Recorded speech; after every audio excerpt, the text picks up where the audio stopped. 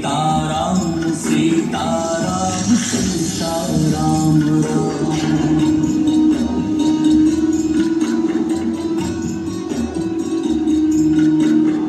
वीर है रघुवीर है रणधीर मेरे राम है।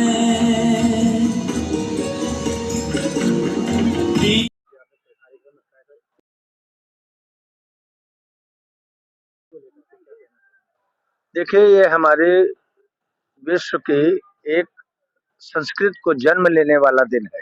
खाली ये भारत का नहीं, ये विश्व का है।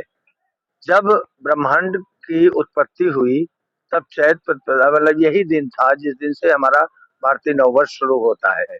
ब्रह्मांड की जब रचना हुई, तो जो महीने वर्ष बनाए गए, अगली पीढ़ी को हम क्या बताना चाहते हैं, क्या वैज्ञानिकता है हमारे जीवन शैली की। जो 12 आप हमारे महीने देखते हैं, ये 27 नक्षत्रों में 12 नक्षत्र हैं हमारे, चित्रा से लेके और चैत बैसाख जेठ आषाढ़। और इसी तरह हमारे सप्ताह है 7 ग्रहों पर, 2 ग्रह छाया वाले होते हैं, उनको छोड़ दे। हमारा कैलेंडर भी यही कहता है और दुनिया ने इसको माना। पाश्चात्य संस्कृतों ने हमारा कैलेंडर कॉपी किया हुआ है। संडे रविवार, मूनडे सोमवार, सोम माने चंद्रमा।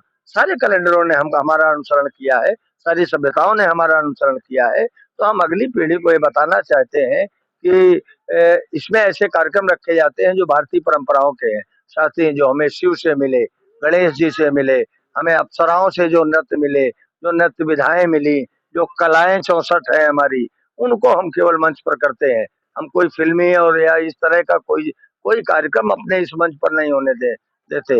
ये भारतीयता का मंच है, सनातन संस्कृत का मंच है, भारतीय नववर्ष का मंच है। तो श्री रामलीला समिति ऐश बाग के तुलसी शोध संस्थान द्वारा गोस्वामी तुलसीदास जी के हाथ की स्थापित संस्था है। दुनिया का पहला रामलीला का मंचन इसी स्थल पर हुआ। ये तपोस्थली है हमारे ऋषियों की। यहाँ इसी तरह के कार्यक्रमों को कर करके हम पूरे पहले एक पेज पे लाइन नहीं मिलती थी भारतीय नववर्ष की, और जब ये परंपरा इस मंच से शुरू की गई, आज एक पूरा पेज भारतीय नववर्ष के कार्यक्रमों से भरा रहता है। ये हमारी उपलब्धियां हैं।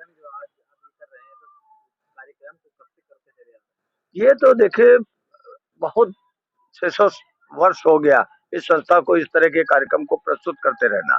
समय समय पर जो आधुनिक तकनीकें आई, उनके कारण हम आज बहुत कुछ ऐसा प्रकटीकरण कर पा रहे हैं कि जैसा त्रेता में, द्वापर में, सतयुग में होता रहा हो, हम उसी तरह सजीव करते हैं जैसा हमारे पुराणों में, वेदों में, महाभारत में, शास्त्रों में सब में वर्णित है। उसी तरह प्रेरक नाटक हम उसमें से लेते हैं और हम जनता के बीच में जाते हैं। आज अहिल्या उद्धार की हुई, नारी पर इस तरह का क्रोध करके नहीं काम करना चाहिए। नई पीढ़ी को संदेश देने के लिए मंच होते हैं। यहाँ से जो संदेश जाते हैं, उनका हमारी अगली पीढ़ी बच्चे अनुसरण करते हैं। एक तरफ नवरात्र भी चल रहे हैं, दूसरी तरफ रमजान भी चल रहा है, और एक तरफ यहाँ पे ऐशबाग के अंदर स्थित रामलीला ग्राउंड भी इतना बड़ा है, और सर दूसरी सामने ही ईदगाह भी है। सर 2 त्योहार एक साथ चल रहे हैं, सर इनको लेकर के कहा जाता है कि लखनऊ की ये गंगा जमुना तहजीब है। सर इस गंगा जमुना तहजीब को लेकर के दोनों सामने हैं और दोनों त्योहार एक साथ है। सर इसको लेके क्या कहेंगे और क्या देखते, इसको लेके कैसा देखते हैं? देखिए, हमारा जो अवध की संस्कृत है, तो अवध की संस्कृत में भगवान राम ने जो पदचिन्ह स्थापित किए, उन्हीं पर तो हम लोग चल रहे हैं। जब एक अंतिम पायदान पर खड़े व्यक्ति की टिप्पणी पर माता सीता का जो वनवास कर दे हैं, और उसको भी वो राज्य बर्दाश्त करता हो। हमारे यहाँ तो तमाम संस्कृतियां मानी जाती हैं, 4-4 कोस पर परंपराएं बदलती हैं, पंथ बदलते हैं। हमारे यहाँ इसका कोई मीनिंग ही नहीं है। कौन उपासना पद्धति किस तरह करता है, ये मूल्य नहीं है। कौन ईश्वर तक अपनी बात को पहुंचाता है, वो उस पर हमने निर्भर करते हैं। हमारे यहाँ सौहार्द का वातावरण है। और गंगा यमुनी की बात कही, तो गंगा यमुना ये सगी बहनें हैं और एक ही पर्वत श्रृंखला से निकलती हैं, और एक जगह ऐसी उत्तर प्रदेश में ही आती है जहां पर उनका संगम हो जाता है। आगे ये कोई नहीं कहता कि हम यमुना में स्नान करने जा रहे हैं, सारा गंगामय हो जाता है। इसी तरह का हमारा उत्तर प्रदेश है। हम एक धारा में बहने वाले लोग हैं। उपासना पद्धतियां हमारी अलग अलग। तो इखलास मोहब्बत की एक बुनियाद मानी जाती है।